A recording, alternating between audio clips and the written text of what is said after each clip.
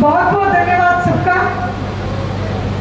वहीं मेरे सामने बैठे उकलाना हल्के के मेरे पिता तुल्य बुजुर्गों, मेरी माताओं बहनों, मेरे भाइयों, देश का उज्जवल भविष्य, प्यारे बच्चों, मैं आप सबका बहुत बहुत धन्यवाद करती हूँ, अभिनंदन करती हूँ। आप सबने मुझे एक बात कही कि मेरे पिता की जगह हम हैं। आज वाकई में ही आप सबने आके वो कमी मुझे महसूस नहीं होने दी। मैं आपका बहुत बहुत धन्यवाद करती हूँ।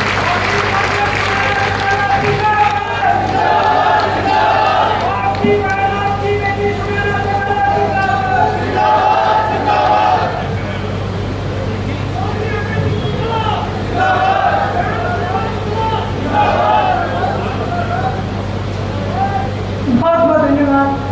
वहीं आज के अगर राजनीतिक हालात की मैं बात करूं, सबसे पहले तो मैं बहुत धन्यवाद करना चाहती हूँ आदरणीय ओम प्रकाश जी चौटाला का। उकलाना हल्के की बेटी को टिकट देके जो मान और सम्मान इस पूरे क्षेत्र को दिया, मैं दिल से बहुत बहुत धन्यवाद करना चाहती हूँ। वहीं आदरणीय अभय सिंह जी चौटाला का भी बहुत धन्यवाद करना चाहती हूँ, जिन्होंने मुझे ये मंच दिया और आज अपने कीमती समय में से, क्योंकि मुझे पता है कि टाइम की कितनी कमी है उनके पास, लेकिन फिर भी पूरा दिन मुझे कहा कि बेटा तेरे लिए है, जहाँ से तुझे प्रोग्राम कराने कराओ। तो मैं बहुत धन्यवाद करना चाहती हूँ अभय सिंह जी चौटाला का। लोकसभा का चुनाव है, ये एक इतना बड़ा रण है जिसमें आपकी बेटी, आपकी बहन लड़ने के लिए उतरी है। आप सबके मान और सम्मान के लिए उतरी है। मैं तो आपसे प्रार्थना करना चाहती हूँ कि आप सब लोग अपना इलेक्शन समझ के, उकलाना हल्के की डबल जिम्मेदारी बन जाती है, आप इसे अपना इलेक्शन समझ के गांव-गांव में जाके, मैं आपसे वोट नहीं मांगूंगी, आप मेरा परिवार हो, आप मेरे लिए जाके वोट मांगने का काम करना। पूरे हिसाब में आप सब लोग जाना और कहना कि हमारी बेटी इस रण में उतरी है और आप सबके लिए मान और सम्मान की लड़ाई के लिए जो उतरी है, उस मान और सम्मान की लड़ाई में हमारा साथ दो। आज प्रत्यक्ष को प्रमाण की जरूरत नहीं, राजनीतिक हालात मुझे आप सबको बताने की जरूरत नहीं। आज हर कोई नेता इस कुर्सी की दौड़ में, जिसको देखो कुर्सी की लड़ाई में लगा है।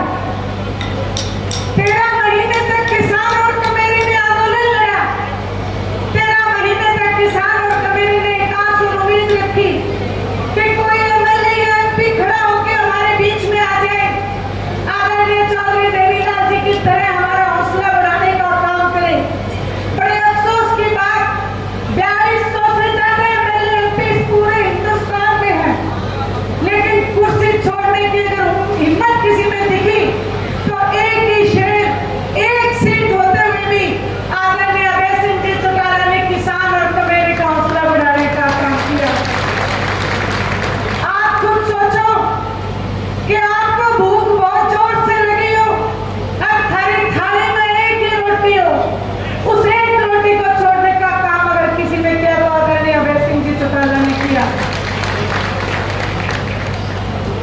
आज आप सब लोगों के बीच में ये बातें इसलिए कह रही हूँ क्योंकि आज अगर कोई आदरणीय चौधरी देवीलाल जी की विचारधारा को लेके चल रहा है तो केवल एक नेता है पूरे हिंदुस्तान में। फोटो तो सारे लगाते हैं, लेकिन उनकी विचारधारा, उनके संघर्ष पे चलने का अगर काम कोई कर रहा है तो केवल अभय सिंह जी चौटाला कर रहे हैं। आप सब लोग मुझसे ज्यादा राजनीतिक तौर पर समझदार हो। विधानसभा का सदर भी आप देखते हो, पिछले चुनाव में हरियाणा प्रदेश की जनता ने 90 विधायकों में से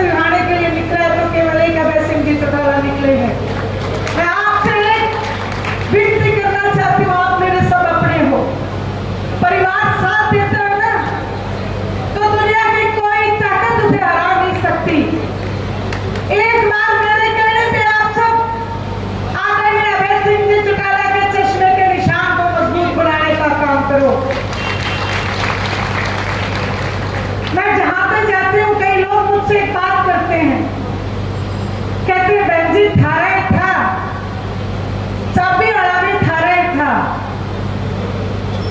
मैं एक बात उनसे कहना चाहती हूँ, जब मारा होता तो मारे दौरे रहता, चाबी लेके घर में पाटन का काम नहीं करा करते। जो इंडियन नेशनल लोकल पार्टी की विचारधारा में है वो मारा है, और जो इंडियन नेशनल लोकल पार्टी की विचारधारा से अलग चला गया वो मारा नहीं हो सकता, वो धारा भी नहीं हो सकता। आप लोगों ने आजमा के देख लिया 5 साल।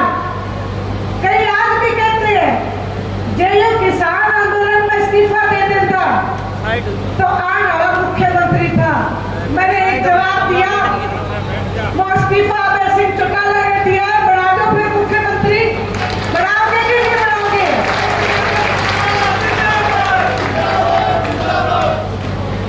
ये आपकी नैतिक जिम्मेवारी बनती है कि जिनसे आप उम्मीद कर रहे थे कि वो इस्तीफा दे, उन्होंने इस्तीफा नहीं दिया।